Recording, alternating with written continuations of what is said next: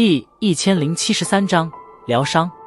山涧之旁，粘稠的鲜血洒满周围的乱石，浓郁的血腥味不断地散发而出，一具具冰凉的尸体横七竖八地倒在乱石之旁。这里的一切都是显得寂然无声，唯有着那难以消散的血腥味久久残留，显示着先前此地所发生的惨烈大战。这般寂静持续了许久，方才突然被天际之边传来的一道道破风声打破。片刻后，众多白影从远处飞掠而来，而当他们见到地面上那些尸体之后，脸色皆是猛地一变。一道苍老身影缓缓地落在一块巨石上，看其模样，正是守在那洛神口处的那名冰河谷老者。这位冰河谷的老者落下身来，脸色震惊地望着那满地尸体，旋即身形一动，出现在一块